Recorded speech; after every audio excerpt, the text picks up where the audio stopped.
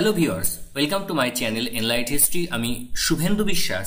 আর আজকের এই ভিডিওতে প্রাচীন ভারতের ইতিহাসের উপাদান নিয়ে 25টি প্রশ্ন আলোচনা করব।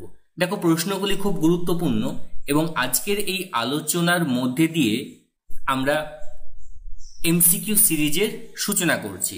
অর্থাৎ এর পরে সপ্তাহে আমরা একটা বা দুটো করে ভিডিও প্রত্যেক চ্যাপ্টার ওয়াইজ এমসিকিউ কোশ্চেনের ওপর দেব, যেগুলো তোমাদের পরীক্ষার জন্য খুব গুরুত্বপূর্ণ। চলো তাহলে দেরি না করে শুরু করা যাক।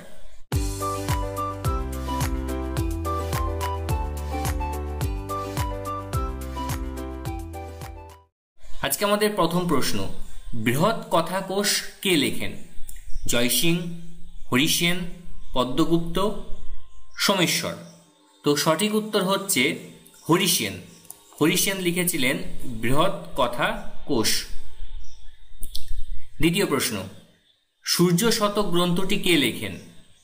Option A Mayur, option B Kalidas, option C Harshavardhan, option D Hemchandra.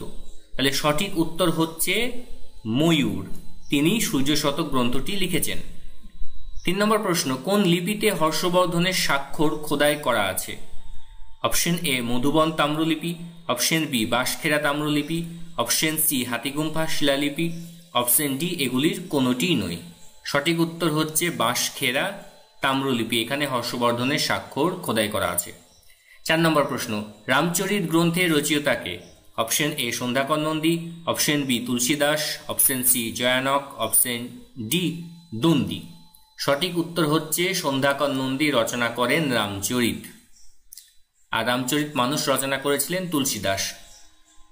5 হচ্ছে আইলহোল শিলালিপি অনুসারে চালুক্য রাজা প্রথম পুলকেশী কয়টি অশ্বমেধ যজ্ঞ করেছিলেন? অপশন এ 1টি, অপশন বি 2টি, অপশন সি 3টি, অপশন ডি 4টি। সঠিক উত্তর হচ্ছে 1টি মাত্র অশ্বমেধ যজ্ঞ করেছিলেন। প্রথম পুলকেশী অশ্বমেধ যজ্ঞ ছাড়াও আরও একাধিক বিভিন্ন ধরনের যজ্ঞ সম্পাদনও করেছিলেন। 6 নম্বর প্রশ্ন, কনিষ্কের দ্বারা প্রকাশিত সর্বশেষ শিলালিপি কোনটি ছিল? অপশন এ সাঁচি শিলালিপি, অপশন বি মথুরা লিপি, অপশন সি সুইবিহার লিপি, অপশন ডি কোশাম্বী শিলালিপি। সঠিক উত্তর হচ্ছে মথুরা লিপি। 7 নম্বর প্রশ্ন, কোন শিলালিপি থেকে প্রথম ভাগবত ধর্ম সম্পর্কে জানা যায়? এ গরুড় স্তম্ভলিপি, বি জুনাগড় শিলালিপি, সি বোঘাজকই শিলালিপি, ডি এগুলির কোনোটিই নয়। তাহলে সঠিক উত্তর হচ্ছে অপশন এ গরুড় স্তম্ভলিপি থেকে আমরা ভাগবত ধর্ম সম্পর্কে জানতে পারি। 8 নম্বর প্রশ্ন, তৃতীয় রাজতরঙ্গিনী কে রচনা করেন? Option A Shrivar, option B Jaysingh, option C Kalhan, option D ষোড়ঢল। সঠিক উত্তর হচ্ছে শ্রীবর রচনা করেছিলেন তৃতীয় রাজতরঙ্গিনী। 9 নম্বর প্রশ্ন, অশোকের কোন লিপিতে কলিঙ্গ যুদ্ধের বর্ণনা আছে? অপশন এ দশম লিপি, অপশন বি একাদশ লিপি, অপশন সি দ্বাদশ লিপি, অপশন ডি ত্রয়োদশ লিপি। সঠিক উত্তর হচ্ছে ত্রয়োদশ লিপি বা 13 রক এডিক্ট, সেখান থেকে আমরা সম্রাট অশোকের কলিঙ্গ যুদ্ধের বর্ণনা পাই। এমনকি ত্রয়োদশ লিপিতে তার বিভিন্ন দেশে যে ধর্মবিজয় নীতি, বিদেশি যে গ্রিক শাসক তাদের নামেরও উল্লেখ পাওয়া যায়। 10 নম্বর প্রশ্ন, ভগবতী সূত্র থেকে কোন সময়ের ভারতের রাজনৈতিক জীবনের কথা জানা যায়? অপশন এ খ্রিস্টপূর্ব 4র্থ শতক, খ্রিস্টপূর্ব 5ম শতক, খ্রিস্টপূর্ব 6ষ্ঠ শতক, খ্রিস্টপূর্ব 7ম শতক। সঠিক উত্তর হচ্ছে অপশন সি খ্রিস্টপূর্ব 6ষ্ঠ শতকের রাজনৈতিক বিবরণ আমরা জানতে পারি। 11 নম্বর প্রশ্ন, কলহনের সময় ব্রাহ্মণরা বুদ্ধকে কার অবতার বলে মনে করত? Option A Krishna, option B Vishnu, option C Shiva, option D Kartik. সঠিক উত্তর হচ্ছে অপশন বি বিষ্ণুর অবতার বলে মনে করা হতো। 12 সিদ্ধান্ত শিরোমণি কে রচনা করেন? Option A Brahmagupta, option B Bhaskaracharya, option C Aryabhata, option D এদের কেউ নয়। সঠিক উত্তর হচ্ছে ভাস্করাচার্য রচনা করেছিলেন সিদ্ধান্ত শিরোমণি। 13 নম্বর প্রশ্ন, ক্রিয়াতুর্যনিয়ম গ্রন্থটির লেখককে? Option A Jaydev, option B Bharavi, option C Somdev, option D Ballal Bhatt. সঠিক উত্তর হচ্ছে ভারবি রচনা করেছিলেন ক্রিয়াতুর্যনিয়ম। 14 নম্বর প্রশ্ন, আয়ুর্বেদ দীপিকা কে রচনা করেন? Option A Atreyamuni, option B Nagarjuna, option C Vagbhatta, option D এদের কেউ নয়। আয়ুর্বেদ দীপিকা রচনা করেছিলেন এদের কেউ নয়, সঠিক উত্তর। 15, নিচের কোন নাটকটি প্রাকৃত ভাষায় রচিত? Option A Balbharat, option B Bal Ramayan, option C Viddhashal Bhanjika, option D Karpur Manjari. সঠিক উত্তর হলো অপশন ডি কর্পূর মঞ্জুরি। 16 নম্বর প্রশ্ন, কোন শিলালিপিতে উল্লেখ করা হয়েছে যে তন্তুবায় শ্রেণী সূর্য পূজার জন্য দান করেছিল? অপশন এ মান্দাসর শিলালিপি, অপশন বি ইন্দোর তাম্রশাসন, অপশন সি গঙ্গাধর শিলালিপি, অপশন ডি জুনাগড় শিলালিপি। সঠিক উত্তর হচ্ছে মান্দাসর শিলালিপি।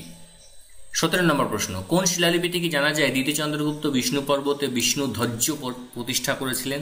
অপশন এ ঘুষুন্ডি শিলালিপি, অপশন বি মেহরুলি শিলালিপি, অপশন সি জুনাগড় শিলালিপি, অপশন ডি এগুলির কোনোটিই নয়। সঠিক উত্তর হচ্ছে মেহরুলি শিলালিপি। 18 নম্বর প্রশ্ন, কালিদাসের কোন নাটকে পার্বতী ও শিবের বিয়ের উল্লেখ আছে? Option A Raghuvamsha, option B Abhijnana Shakuntalam, option C Kumarasambhava, option D Vikram বসীয়। সঠিক উত্তর হচ্ছে অপশন সি কুমার সম্ভব, যেখান থেকে পার্বতী এবং শিবের বিয়ের উল্লেখ রয়েছে এবং কিভাবে গুপ্ত সম্রাট কুমার জন্মগ্রহণ করেছেন বা কার্তিকের জন্ম সংক্রান্ত বিষয়ের উল্লেখও কিন্তু আমরা এখানে পাই। 19 নম্বর প্রশ্ন, লম্পক শিলালিপিটি কি ভাষায় রচিত? অপশন এ সিরিয়, option B Sanskrit, option C Urdu, option D কোনোটিই নয়। সঠিক উত্তর হচ্ছে অপশন এ সিরিয় ভাষায়। 20 নম্বর প্রশ্ন, তিলীয়পন্নত্তিক গ্রন্থটি কি ভাষায় রচিত? Option A Prakrit, option B Pali, option C Sanskrit, option D Malayalam. সঠিক উত্তর হচ্ছে অপশন এ প্রাকৃত ভাষায় রচিত তিলীয়পন্নত্তিক গ্রন্থ। 21 কোন শিলালিপিতে স্কন্দগুপ্ত দেবকী এবং কৃষ্ণের উল্লেখ করেছেন? অপশন এ ভিতারি শিলালিপি, অপশন বি জুনাগড় শিলালিপি, অপশন সি রাবতাক শিলালিপি, অপশন ডি আরা শিলালিপি। তাহলে 21 সঠিক উত্তর হচ্ছে অপশন এ ভিতারি শিলালিপি।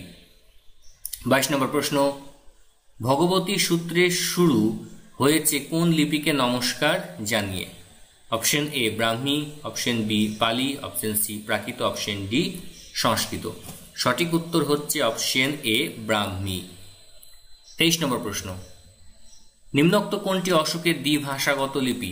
অপশন এ গিরিনা শিলালিপি, অপশন বি সহবাজগড়ি শিলালিপি, অপশন সি ধৌলি শিলালিপি, অপশন ডি সরেকোনা শিলালিপি।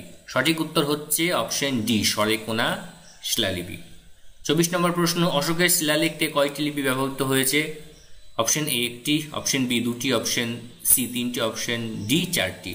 সঠিক উত্তর হচ্ছে অপশন ডি চারটি লিপি ব্যবহৃত হয়েছে।